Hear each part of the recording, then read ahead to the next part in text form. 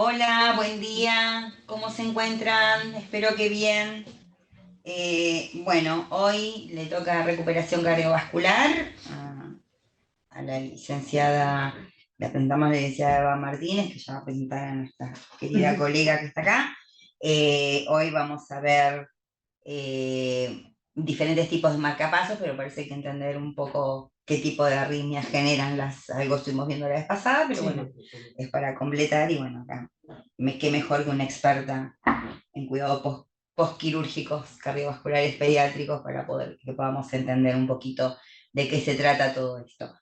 Bueno, les damos la bienvenida, recuerden silenciar sus audios y recuerden que nos manejamos a través del chat para hacer las preguntas en el medio y si no, bueno, dejamos para el final si no tiene vínculo directo con lo que se está hablando, pero las contestamos, si las sabemos, si no preguntamos, vamos a averiguar por ahí, y después, bueno, intercambiamos y vemos cómo se manejan ustedes en su centro, ¿sí? Bueno, muchas gracias por conectarse, Eva. Bueno, buen día a todos. Bueno, les quiero presentar a la licenciada Soria Pilar, que tiene más de una trayectoria de ¿cuántos años, Pili? 34. 34 años haciendo recuperación cardiovascular, así que bueno, ella hoy nos va a hablar más allá de las arritmias que se provocan en el postquirúrgico.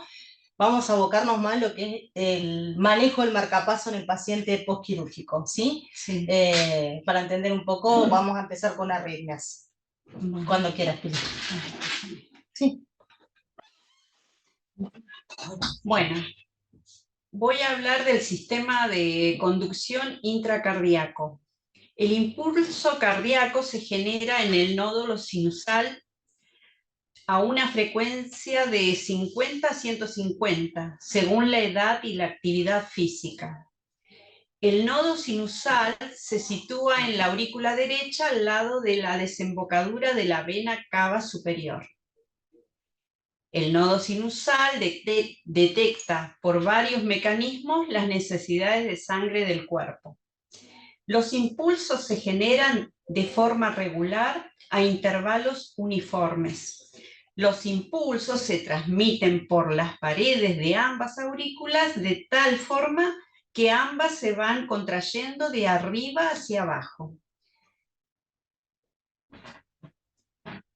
El impulso va empujando la sangre hacia los ventrículos a través de las válvulas tricúspide y mitral.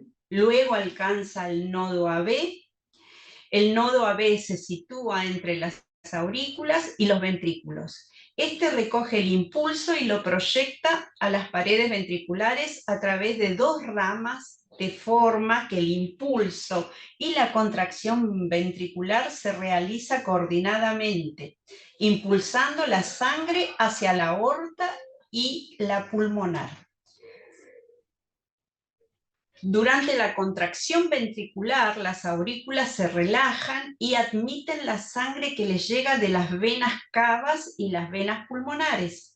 Cuando las aurículas están llenas, cesa la contracción ventricular y el nodo sinusal comienza un nuevo estímulo eléctrico, provocando una nueva contracción auricular. Acá está el sistema de conducción. Acá es como recorre el impulso desde la aurícula derecha hacia los ventrículos, derecho y izquierdo. Están los primeros marcapasos, el seno auricular, el SA, el aurículo ventricular, que está en el AB, y bueno, y ahora hablamos de las ondas de electrocardiograma. La onda P representa la despolarización de ambas aurículas. El intervalo PR es el retraso del impulso en el tejido de la unión del nodo AB y el tiempo requerido para la propagación del impulso a través del haz de His. El complejo QRS corresponde a la despolarización ventricular. El segmento ST, tiempo entre la despolarización y la repolarización ventricular. Y la onda T es la repolarización ventricular. Ese es el electro y ahí están las ondas. Una cosita, ¿cómo anda esto de...? ¿Cómo conduce el sistema de...? Relajación del electro. Acá se ve el recorrido, cómo se va desplazando el impulso del nódulo sinusal, pasa al nodo hacia el miocardio auricular, después va al nodo AB y ahí se va a los ventrículos, derecho e izquierdo. Bueno, vamos a hablar un poquito de las arritmias en el posoperatorio de cirugía cardiovascular. Es un momento propio para el desarrollo de arritmias. Entre los factores que favorecen la aparición de arritmias hay que señalar además del estrés de la cirugía. La circulación extracorpórea, la isquemia, la intraoperatoria, la anestesia y el uso de catecolaminas y los desórdenes electrolíticos. Esos son fundamentales en que aparezcan arritmias. Las arritmias del neonato o el niño pequeño difieren del niño mayor y adulto. Lo esencial para el manejo de la arritmia es partir de un diagnóstico preciso. Diagnóstico. Se monitorea la frecuencia cardíaca y el electrocardiógrafo es la primera línea de elección para hacer un diagnóstico. El electro con las 12 derivaciones, el electro bipolar conectado las derivaciones de los cables de marcapaso al electro auricular epicárdico. El catéter transesofágico bipolar, cuando el paciente no tiene cables auriculares. Bueno, acá vamos a hablar de los ritmos anormales. Una alteración del ritmo debe ser tratada cuando compromete el gasto cardíaco o haya posibilidad de que degenere en un ritmo letal. En el contexto de emergencia, las alteraciones del ritmo cardíaco se deben clasificar según su efecto sobre los pulsos centrales. Pulso rápido, taquicardia, taquiarritmias, pulso lento, bradiarritmias, pulso ausente, ritmo de colapso.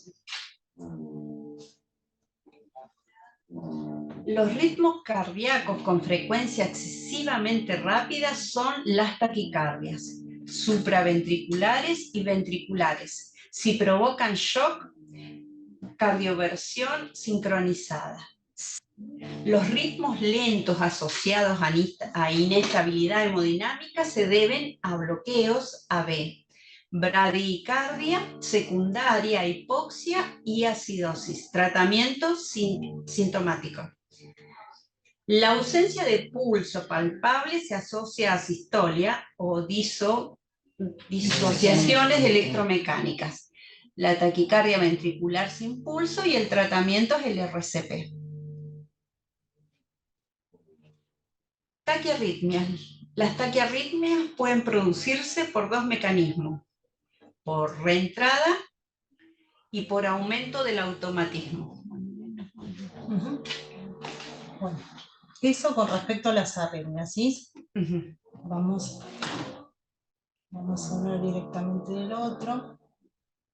Este no me deja pasar. Se tildó. Vamos directamente a lo que es marcapaso. Cambio de arritmias. Bueno, vamos a hablar de marcapaso. Acá estamos mostrando un marcapaso definitivo que se implanta en el paciente con un electrodo que va hacia el ventrículo.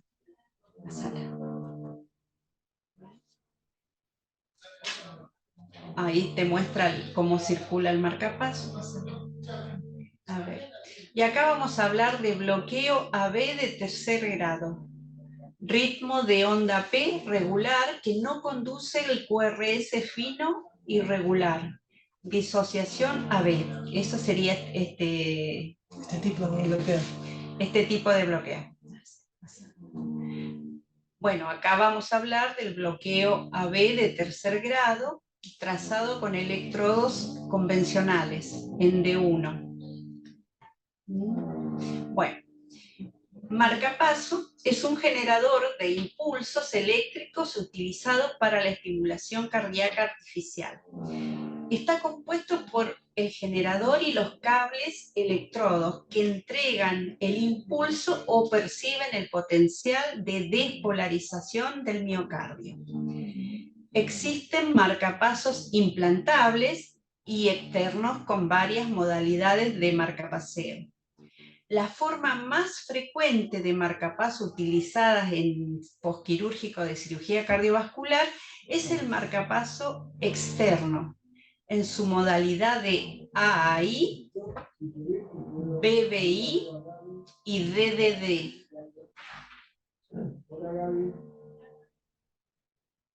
Ahí está. Ahí les estamos mostrando un generador de marcapaso. Es un Meditronics este. Ahora vamos a hablar de las generalidades del generador. Programación del impulso eléctrico variado desde 0,1 hasta 20 miliamperes. El intervalo de los impulsos medido en milisegundos y que determina la frecuencia.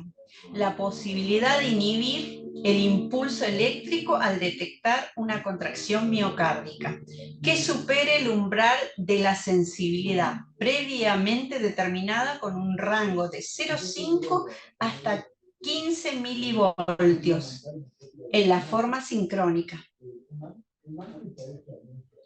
De los cables electrodos del marcapaso, los pacientes con CCB, con cirugía cardiovascular, vienen en su mayoría con cables electrodos colocados desde el quirófano. Son epicárdicos, transtorácicos y temporarios. Idealmente son los cables auriculares los que suelen en forma preesternal a la derecha del paciente y dos cables ventriculares preesternales a la izquierda del paciente. Los dos cables auriculares corresponden indistintamente uno al polo positivo y el otro al polo negativo, al igual que los ventriculares. Pueden que vengan solo con dos cables auriculares y con dos cables ventriculares. Tienen que venir así. Otra variante es que vengan con dos cables auriculares y un cable auricular, en cuyo caso, de ser necesario, un marcapaso en DDD, se coloca una aguja en el celular subcutáneo del paciente, el cual hará de polo positivo. O podemos utilizar un electrodo inclusive si no tenemos, para no punzar al paciente. Claro, pero sí, antes lo punzaba. Que suele captar bien el modo. ¿Sí? Sí.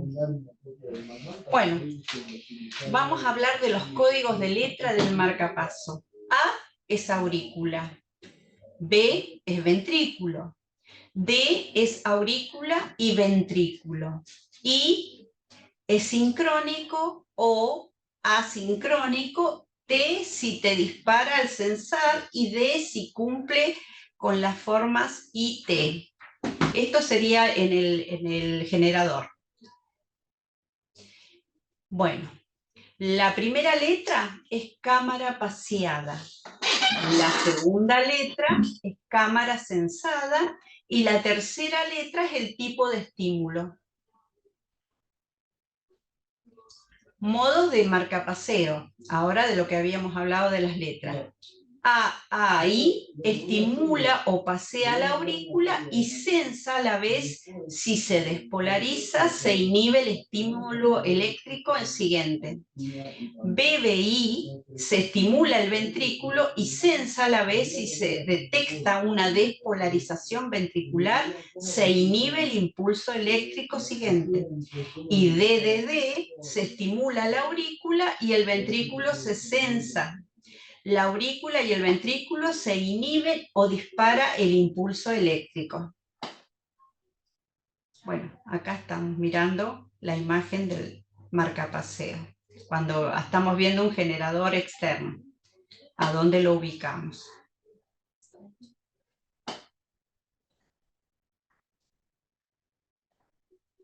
Ahí está. Bueno, acá hablamos de la programación del marcapaso. La intensidad del impulso se llama output, el intervalo de los impulsos. La posibilidad de inhibir el impulso eléctrico al detectar una contracción miocárdica que supere el umbral de sensibilidad programado. En algunos generadores tienen mayor umbral, en algunos marcapasos. La duración del impulso, el intervalo AB de forma secuencial, el periodo refractario auricular. Controles del paciente con marcapaso. Por supuesto, la monitorización, la presión arterial invasiva, eso es lo que nosotros controlamos en el CCB. La onda de la presión arterial conjuntamente con la onda de electrocardiograma indican que se produce una contracción ventricular. Verificar la espiga en el marcapaso, o en el trazado eléctrico, verificar la espiga, que esté presente. Competencia del marcapaso con el estímulo propio, eso hay que observarlo. Conexiones de los cables. Eso también es muy de enfermería, eso que hay que observar y para que el paciente no se arranque los cables. La carga de la batería, que también es un control que tenemos que hacer nosotros los enfermeros, es mirar cada vez que uno inicia la guardia, si tiene marcapaso colocado, en qué está la batería. Sobre todo en aquellos pacientes que están bloqueados, que en realidad no se El tienen que quedar. DDD, que se quedan sin marcapaso y nada, tenés una emergencia, un RCP urgente. Bueno, y después las curaciones de la piel a la salida de los cables, la observación, que no estén enrojecidos y avisar. Los cables no utilizados deben estar enrollados y bien curados. Sí, para que el paciente no se los No arranque. se los arranque. Bueno, y acá están los tipos de ritmo. Sinusal regular, arritmia sinusal, aleteo auricular, asistolia, En el paciente. bloqueo AB de primer grado, bloqueo AB de segundo grado tipo 1, bloqueo AB de segundo grado tipo 2. Bloqueo nodal seno auricular. Bueno, y este es un bloqueo completo. ¿Sí? En este caso el paciente requiere directamente, si es que no revierte el cuadro, probablemente necesite marcapaso definitivo. ¿Sí? Radical sinusal. Sí. Contracción prematura de la unión. Contracciones ventriculares prematuras del CBP. Auriculares. Contracciones auriculares prematuras. Y la fibrilación auricular. Y la fibrilación ventricular que los que trabajamos en terapia le hemos visto. Eso sinónimo de reanimación RCP. Marcapaso errante. Y muchas gracias.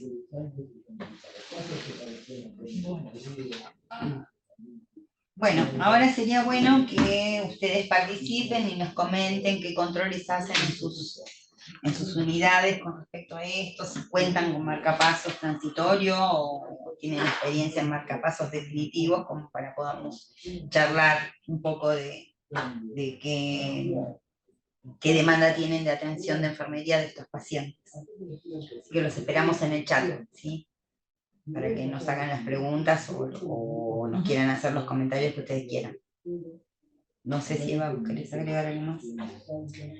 No, en realidad eso tengan en cuenta en realidad en el caso del paciente que está bloqueado, que sí o sí necesita batería, que es un cuidado de enfermería, esto de la posición de los cables, sí, del marcapaso también para que el paciente no tironee, sí, que eso hay que tener en cuenta. Bueno, los modos que tiene los el modos paciente, que tiene sí. el paciente, porque por ahí somos muchos en la unidad y vienen y te cambian el modo y vos tenías un AAI, de repente vas y tenés un BBI, marcapaseado el ventrículo, en 90 y nadie te avisó, digamos. Por supuesto que eso en los controles tuyos lo tenés que ver, ir viendo, y los médicos habitualmente te van diciendo, pero puede pasar eso. Yo siempre fundamento como cosa importantísima es la fijación de los cables de marcapaso al paciente, observación del sitio de inserción de los cables al lado en el tórax, y bueno, ir viendo eso porque se desplazan y por ahí uno no se dio cuenta, ¿tá? Entonces, bueno, nada. Asegurar siempre si están conectados al marcapaso, si es un lactante, si es un niño, alejar el marcapaso de donde lo pueda agarrar. Nos ha pasado que ha agarrado el marcapaso como joystick, como control remoto y hemos tenido problemas. Así que eso es requete importante a nivel enfermería. Y los controles de monitoreo. El enfermero tiene que saber mirar la espiga en el trazado de electro. De hecho, los monitores inclusive tienen, digamos, tienen como para programarlos y todo lo demás, pero así a simple vista un enfermero que hace cardiovascular tiene que observar eso. Bueno, gracias.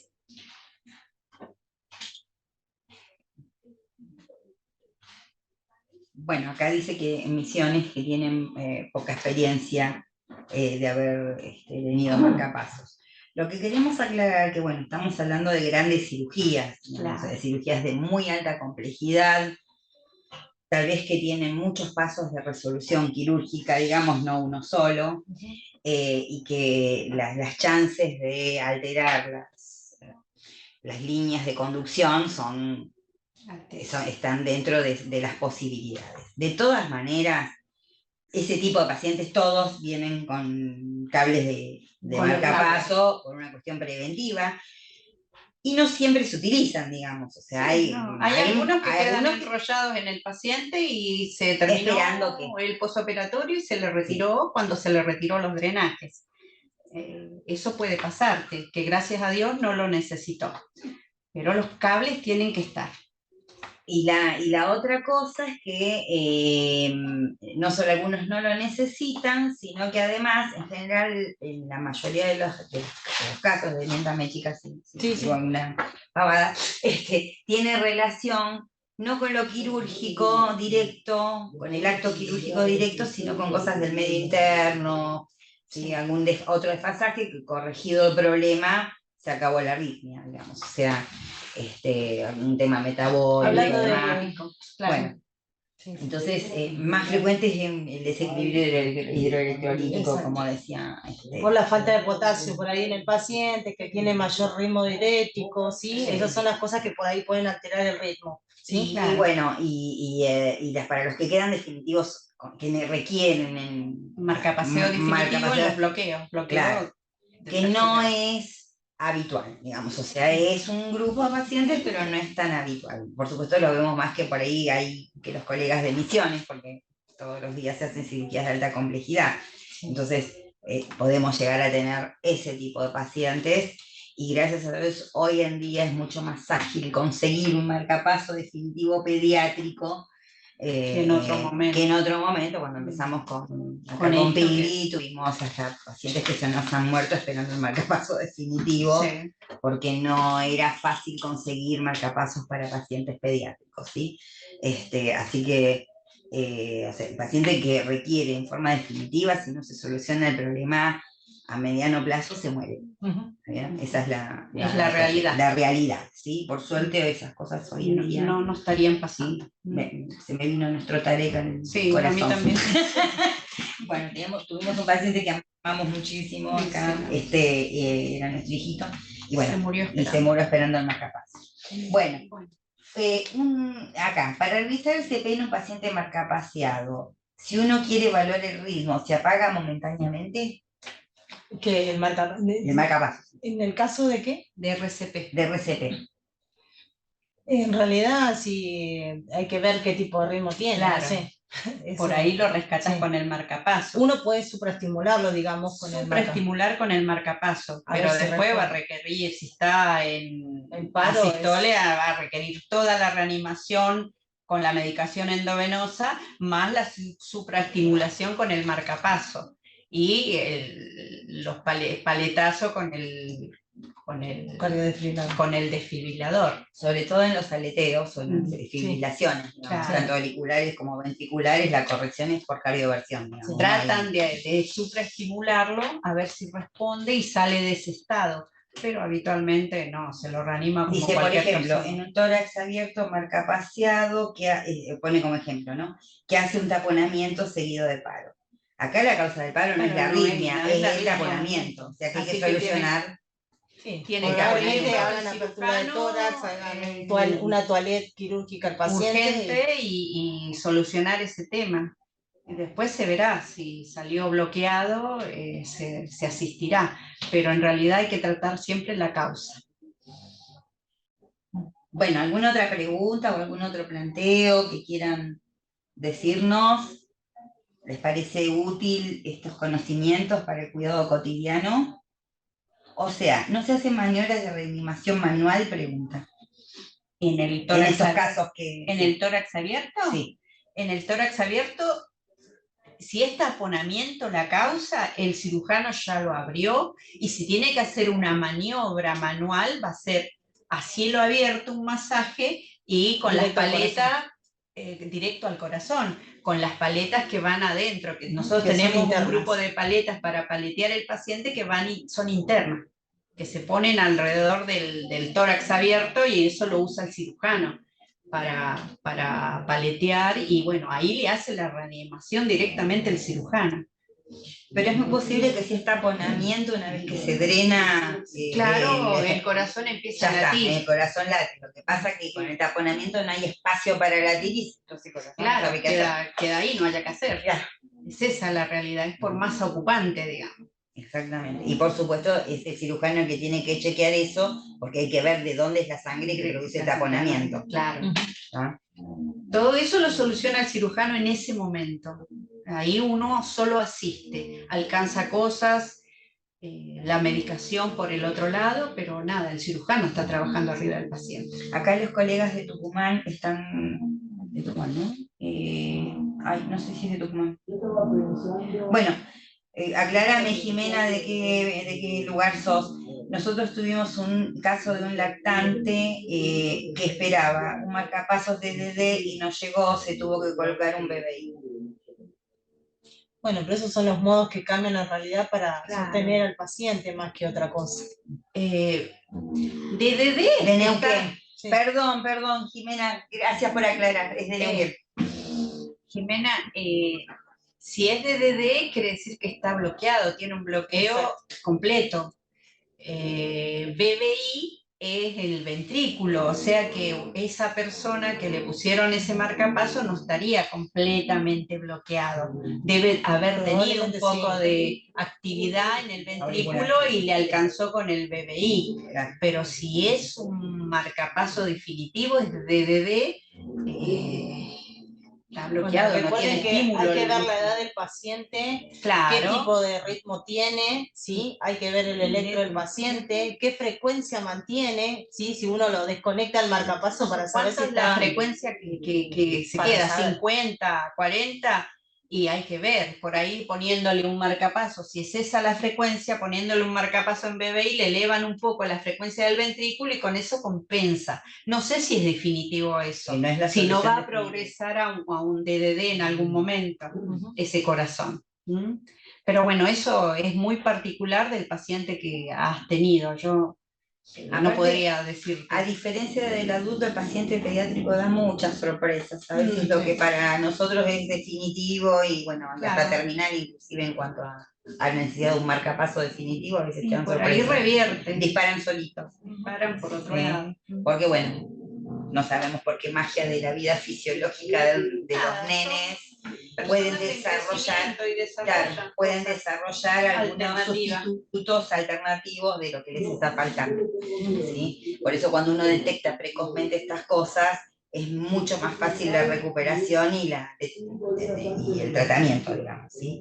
Y nunca perder de vista que la mayor parte de las causas de las tardinas, como decían las chicas, no es que yo no sabía de esto, pero las chicas decían el otro día, Gaby, tienen que ver con cuestiones que no tienen que ver con la musculatura cardíaca o el ritmo sinusal, tienen que ver con alguna otra alteración interna y demás, y eso hay que estar atento porque eso se soluciona fácil, ¿sí? Si es medicina, sí, hipercalémico, hipocalémico, ¿sí? Todo eso lo vemos en el ionograma y eso hay que corregirlo lo antes posible, ¿sí? Bueno. Porque si persiste la arritmia, ahí sí también. Bueno, la fisiopatología en estos pacientes puede ser porque también está con hipertrofia, hipoxemia, sobrecarga hemodinámica, si tiene algún defecto residual que le provoque la arritmia, Claro. Hay que ver la hipotermia, la circulación extracorpórea en el paciente. Sí, son muchas las causas que tienen de la complejidad de estos pacientes que uno puede decir si necesita o no marcapasos. Bueno, acá cuenta Jimena, sigue contándonos del paciente, necesitaba un DDD con una frecuencia cardíaca de 54 al desconectarla. Requería uno definitivo y no se consiguió el que necesitaba y sus cables con output alto. Se terminó colocando uno en BBI. Bueno, y agradece acá. Bueno, estemos contestando.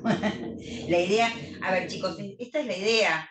Por ahí ustedes tienen alguna experiencia que nos sirve a modo de ejemplo y que podemos buscar alternativas de solución desde este lado o ver cómo podemos compartir con otros colegas que a futuro se encuentren con este problema y dicen, ¿y ahora qué hacemos con esto? ¿Sí? Y lo que dijo Pili es muy importante cuando uno está en una terapia de recuperación cardiovascular o en cualquier terapia donde el chico necesita marcapasos por la razón que sea, ver en el electro, cuando uno controla la frecuencia cardíaca, no es solo eso, ver que esté la espiga del estímulo que genera el marcapaso, ¿sí? Porque eso quiere decir que el marcapaso está funcionando efectivamente, ¿está bien? Porque a veces miramos la frecuencia si tiene 60, 70 y nos quedamos tranquilos y por ahí eso no es efectivo, ¿sí? Lo que hace el marcapaso es que le da el estímulo que produce en el músculo sea efectivo para transportar y disminuir el gasto para el cardíaco, gasto, ¿no? para que volumen minutos. Sí. Exactamente. Eso es muy importante, ¿sí? Porque a veces hay latidos, hay frecuencia, uno ve que hay actividad, pero no es efectiva la contractibilidad, digamos, y eso está garantizado en el caso de que el chico tenga un marcapaso, si lo necesita, obviamente, no le vamos a poner marcapaso a todo el mundo. No, no. Es más, de hecho, se evalúa muy bien, aunque tenga los cables auriculares y auriculares, se evalúa muy bien si realmente lo necesita. ¿Sí? O sea, no es que porque tiene cable, bueno, me ponemos, ¿sí? Primero veamos medio interno, veamos todo eso, corregimos todo y después vemos. Bueno, creo que nada más, ¿no? ¿Ustedes quieren agregar algo más? No, muchas gracias por haberme escuchado, por habernos escuchado. Perdón que no haya medido.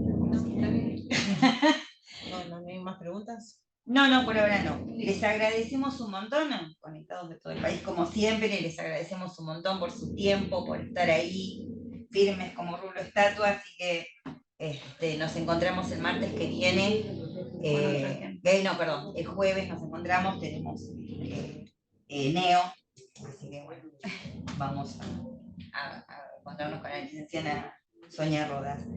Acá, bueno, ya Club de Fans está escribiendo, muchas gracias y todo eso, así que bueno, a ustedes. Bueno, nos vemos chicos, gracias por conectarse.